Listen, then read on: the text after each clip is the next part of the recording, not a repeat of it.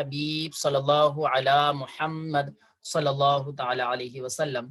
جی پیارے اسلامی بھائیوں، خلاصۃ النحر میں ہم پڑھ رہے ہیں عامل کے اقسام، یعنی عامل دو طرح کا ہوتا ہے۔ ایک عامل وہ ہوتا ہے جو کہ لفظ میں پڑھنے میں آتا ہے، اس کو عامل لفظی کہتے ہیں، اور ایک عامل وہ ہوتا ہے جو کہ لفظ میں پڑھنے میں نہیں آتا ہے، اس کو عامل معنوی کہتے ہیں۔ ٹھیک ہے، عامل لفظی کی مثالیں ہم نے کتاب کے اندر پڑھ لی ہیں۔ عامل معنوی کی مثال میں فرما رہے ہیں کہ عامل معنوی جو ہوتا ہے وہ صرف تین چیزوں میں ہوتا ہے۔ نمبر ایک ہے ہمارا مبتدا، مبتدا کے اندر جو عامل ہوتا ہے وہ عامل معنوی ہوتا ہے۔ اس کی مثال جیسے کہ زیدن، تو زیدن جو ہے یہاں پر ہمارا مبتدا ہے، کیا ہے؟ مبتدا، اور اس کے اوپر جو اعراب آ رہا ہے دو پیش، یہ رفع جو آ رہا ہے اس کے اوپر یہ رفع آ رہا ہے، تو یہ رفع کس کی وجہ سے آیا؟ عامل کون ہے؟ کیونکہ یہ رفع جو اعراب جو ہوتا ہے اعراب وہ عامل ہی کی وجہ سے آئے گا، بغیر عامل کے اعراب آ ہی نہیں سکتا۔ تو یہ زیدن کی دال پر جو آپ اعراب پڑھ رہے ہیں اس کا عامل کیا ہے؟ تو فرما رہے اس کا عامل ہے عامل معنوی۔ کیا ہے؟ عامل معنوی، عامل معنوی، اس کا اعراب ہے عامل معنوی۔ ٹھیک ہے، یعنی لفظوں میں پڑھنے میں نہیں آ رہا ہے، تو زید کو جو اعراب دینے والا ہے وہ کون سا عامل ہے؟ عامل معنوی۔ ٹھیک ہے، اچھا دوسری چیز جس کے اندر عامل معنوی ہوتا ہے وہ ہے مبتدا کی خبر۔ تو اب دیکھیں زید یہ مبتدا، اس کی خبر کیا آ رہی ہے؟ قائمن، تو قائمن جو ہے یہ ہمارا مبتدا کی خبر ہے۔ تو قائمن کی میم پر جو اعراب آ رہا ہے ضمہ کی شکل میں، ٹھیک ہے، یہ اعراب جو آ رہا ہے رفع والا جو اعراب آ رہا ہے اس کا عامل کیا ہے؟ تو فرما رہے اس کا عامل بھی جو ہے عامل معنوی ہے، جو لفظ میں پڑھنے میں نہیں آتا ہے۔ اب ایسے آپ کے جو فعل مضارع کی پوری گردان ہے جس میں سے ایک صیغہ میں نے لکھا یفعلو، تو یفعلو کی لام کے اوپر جو پیش آ رہا ہے یہ اعراب ہے۔ تو یہ یفعلو کی لام پر یہ اعراب کیوں آ رہا ہے؟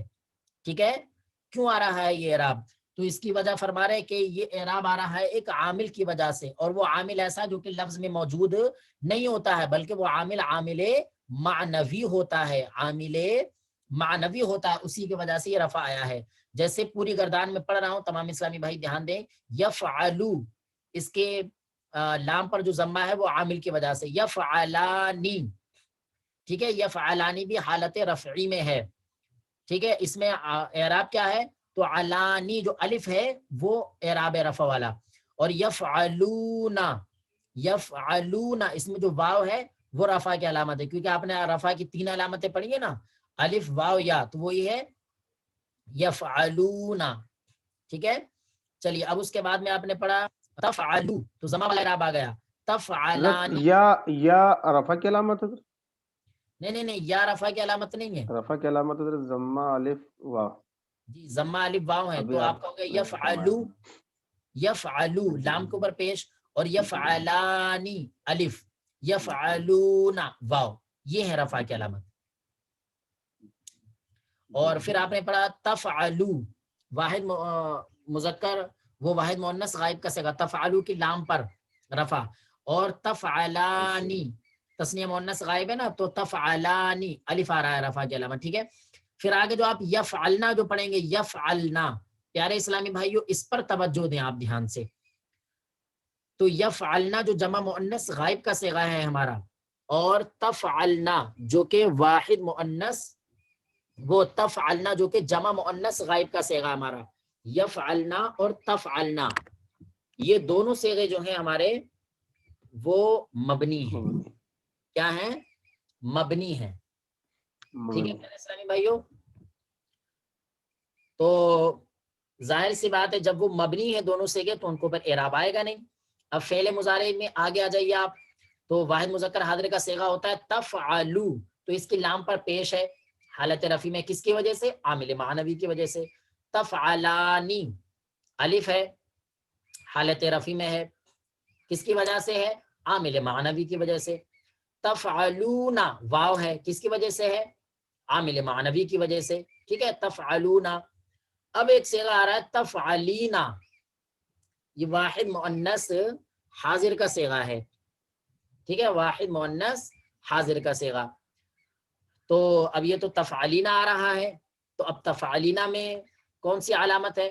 تو تفعلینا کے لیے کہا جائے گا کہ یہ حالت رفعی میں تو ہے. حضرت آواز نہیں آ رہی ہے آپ کی، سمجھ میں نہیں ہے حضرت. جی صلو علی الحبیب صلی اللہ علی محمد صلی اللہ علیہ وسلم. جی پیارے اسلامی بھائیو، اب آواز آ رہی ہے؟ جی حضرت ابھی آواز آ رہی ہے. اچھا، اب آ جاتا ہے آپ کا، دیکھیے واحد مذکر حاضر کا صیغہ ہے تفعلو، اس پر لام پر پیش ہے. تفعلانی الف ہے، تفعلونا واو ہے. اب واحد مؤنث حاضر کا جو صیغہ آتا ہے ہمارا تفعلینا، کیا؟ تفعلینا. تو یہ کس حالت میں ہے؟ تو دیکھیے تفعلینا یہ واحد مؤنث حاضر کا صیغہ ہے، تو اسی لیے اس میں جو ہے واحد مؤنث حاضر کے علامت کی وجہ سے اس میں یا لے کر کے آ جاتے ہیں. لیکن یہ یا جو ہے، یہ یا جو ہے تو یہ فاعل کی علامت نہیں ہے، بلکہ اس تفعلینا کے اندر ایک انتی ضمیر پوشیدہ ہے. کیا ہے؟ انتی ضمیر پوشیدہ. ٹھیک ہے، وہ انتی ضمیر اس کے اندر فاعل بنتی ہے، اور یہ حالت رفعی میں ہے، جس کے اوپر جو ہے اعراب جو ہے وہ ظاہر نہیں ہے. ٹھیک، پھر آ جاتا ہے تفعلانی تثنیہ کا صیغہ، اور پھر آ جاتا ہے تفعلنا جمع مؤنث حاضر کا صیغہ. تو جمع مؤنث حاضر کا صیغہ جو تو وہ مبنی ہے. پھر آتا ہے افعلو واحد متکلم کا، تو اس کے لام کے اوپر آپ دیکھیں ضمہ ہے جو کہ علامت رفع ہے. عامل کیا ہے؟ عامل ہے معنوی. اور ایسے ہی نفعلو، تو اس کی لام پر بھی جو پیش ہے تو وہ کس کی وجہ سے؟ عامل معنوی کی وجہ سے.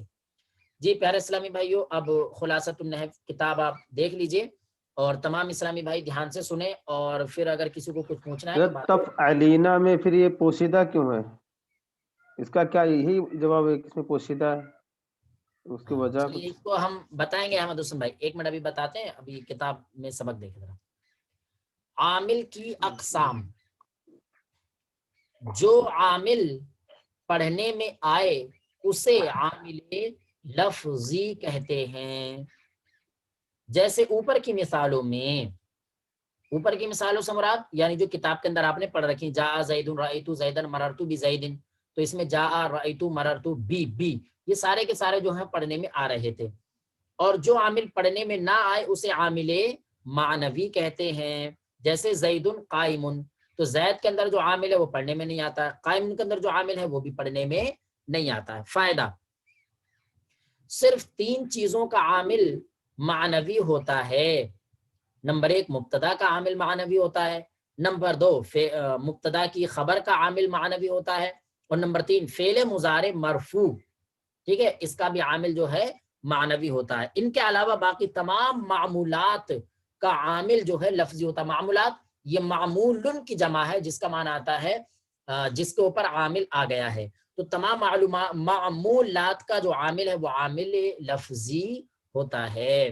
ٹھیک ہے، صلو علی الحبیب صلی اللہ علی محمد صلی اللہ تعالی علیہ وسلم.